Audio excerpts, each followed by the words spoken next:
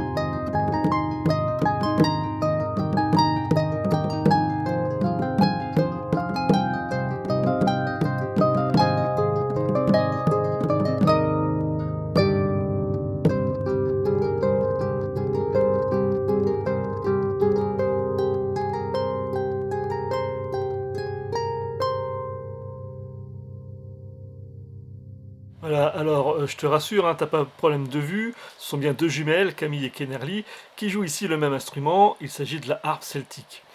Donc cette harpe celtique, c'est un des symboles de l'Irlande, qu'on peut trouver d'ailleurs sur le drapeau irlandais, mais non officiel. Cette harpe celtique, elle possède entre 32 et 38 cordes, et elle est plus petite qu'une harpe classique. Ici, pour preuve, dans la vidéo, les filles la portent, hein, cette harpe, alors qu'une harpe classique, tu pourrais pas la porter, déjà, un, c'est lourd, et puis deux, c'est beaucoup plus grand. Bien, on va passer au troisième extrait, qui s'appelle Swallow Take Jig. Alors, tu connais certainement l'instrument que tu vas voir et que tu vas entendre, mais il va sonner un tout petit peu différent. On regarde et on en reparle après.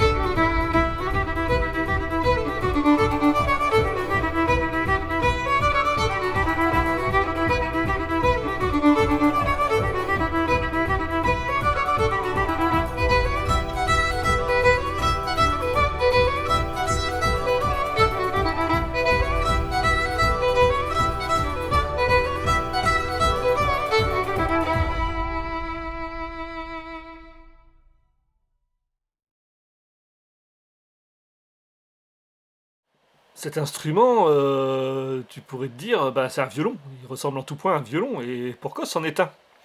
Par contre, on va l'appeler le fiddle.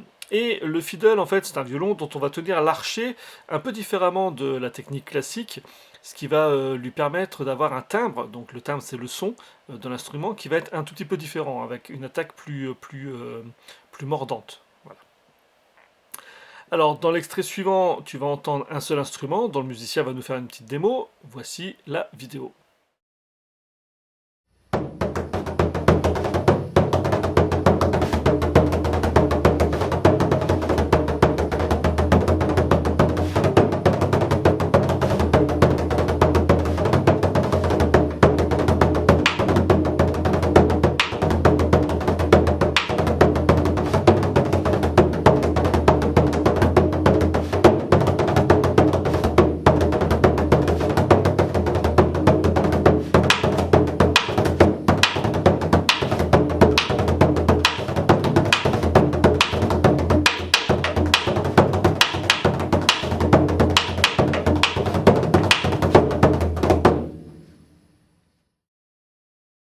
Voilà, alors cet instrument de percussion, qu'on ne peut jouer que si on a une moustache, s'appelle le bodhrán.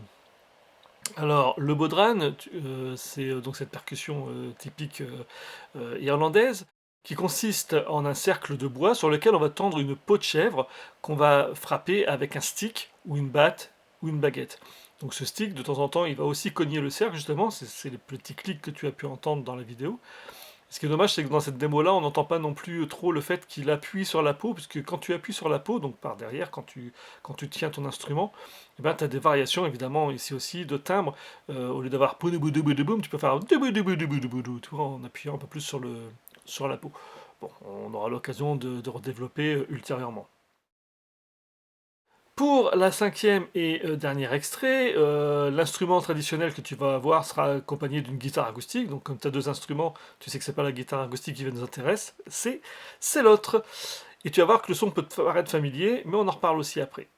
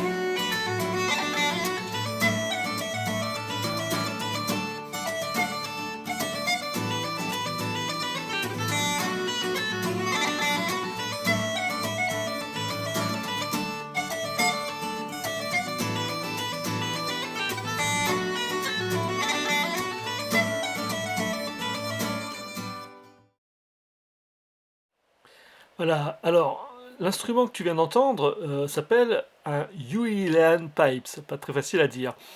Comme tu peux le voir, c'est le nom que l'on donne à la cornemuse contemporaine irlandaise. Et au lieu de souffler dans un tuyau pour remplir le sac, ici on va avoir un soufflet. Hein, le même soufflet que tu pourrais utiliser pour attiser le feu par exemple.